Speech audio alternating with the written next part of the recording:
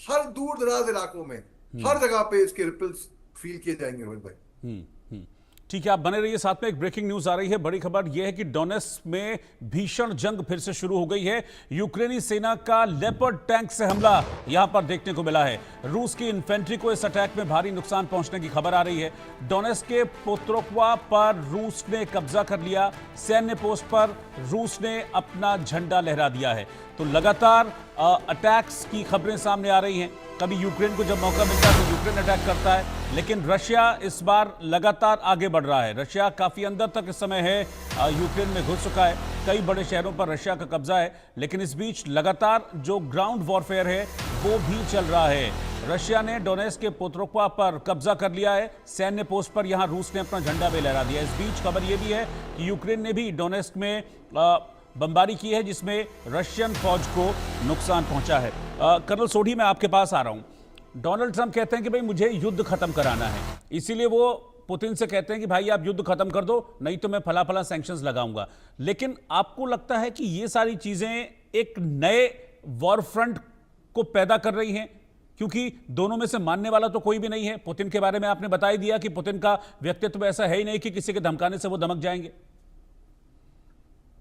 रोहित जी, पिछले साल 15 जनवरी को ग्रांट स्नैप्स, जो कि यूनाइटेड किंगडम के डिफेंस सेक्रेटरी थे, उन्होंने बयान दिया था कि अगले 5 साल में दुनिया में कई नए युद्ध के मोर्चे खुलेंगे और उनके पीछे 4 ही देश होंगे, रूस, चीन, ईरान और उत्तर कोरिया। और जैसे जैसे वक्त बीत रहा है, ग्रांट स्नैप्स की बात बिल्कुल सही होते हुए दिख रही है। क्योंकि जैसे मेजर मोहम्मद अली शाह ने सही कहा कि शांति हमें कहीं नहीं दिख रही है। जो हम सोच रहे थे कि ये शांति का जमाना है, ये युद्ध का जमाना नहीं है, ये तो युद्ध का जमाना है। 3 बड़ी युद्धें तो हम देख रहे हैं और कितनी तो आने वाली हैं। अभी तो चीन युद्धों में कूदा नहीं है। 4 जून 2022 को अमेरिकी राष्ट्रपति जो बाइडेन ने कहा था कि मैं जो चीन को अच्छी तरह समझ सकता हूं, आने वाले समय में चीन ताइवान के लिए और अरुणाचल प्रदेश के लिए युद्ध जरूर करेगा। आप देखिए चीन जिस तरह से सैनिक तैयारी कर रहा है, जिस तरह से राष्ट्रपति पुतिन पीछे हटने को तैयार नहीं है। 3 साल से ज्यादा हो गए हैं और 10 लाख से ज्यादा रूसी सैनिक मारे गए हैं, जो कई रिपोर्ट कह रही हैं। क्या राष्ट्रपति पुतिन सीज फायर की बात भी कर रहे हैं? वो अपनी मेन डिमांड्स पे अटके हुए हैं, जो कि अमेरिका और नाटो देश यूक्रेन कभी मानने को तैयार नहीं है। तो ये तो वाकई में ये जंग का जमाना है और ये तो शुरुआत है। अभी तो आने वाले समय में और बड़ी बड़ी जंगें होनी है।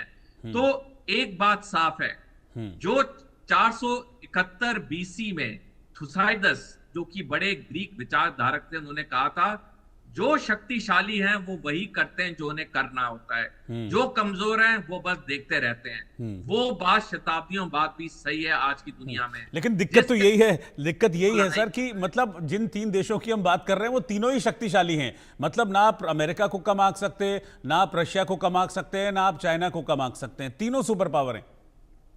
बिल्कुल, वेरी ट्रू। और यही तीनों सुपर पावर असल में शांति चाहते ही नहीं है, क्योंकि जितनी अशांति होगी उतना उनका जो मिलिट्री इंडस्ट्रियल कॉम्प्लेक्स है, क्योंकि तीनों देशों के अपने अपने मिलिट्री इंडस्ट्रियल कॉम्प्लेक्स हैं।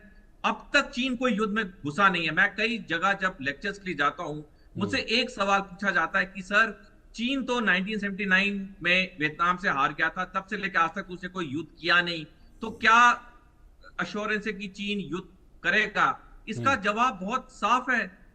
1979 में जब चीन ताइवान से हारा, उसके बाद चीन ने अगले 4-5 दशक सिर्फ अपनी आर्थिक और सैनिक तैयारी की है। आज दुनिया की 64 क्रिटिकल टेक्नोलॉजीज में से 57 में चीन सबसे आगे है। तो चीन ये पूरी तैयारी जो 4-5 दशक से कर रहा है, वो अपने सैनिक लक्ष्य के लिए कर रहा है, जो है ताइवान है, अरुणाचल प्रदेश है।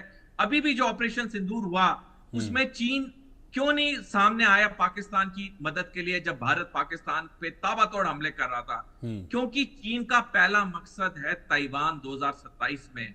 2027 से पहले चीन किसी युद्ध में हिस्सा नहीं लेगा। जब उसका ताइवान का मकसद पूरा हो जाएगा, फिर चीन कई युद्धों के मोर्चों में घुसेगा, रूस की मदद के लिए, नॉर्थ कोरिया या ईरान की मदद के लिए। ठीक है सर, आप दोनों का बहुत बहुत शुक्रिया साथ में जुड़ने के लिए, इस चर्चा में शामिल होने के लिए। और अब बात करते हैं बलूचिस्तान में चल रहे ऑपरेशन बाम की, जिसका टेरर साफ तौर पर पाकिस्तान में दिख रहा है। मुनीर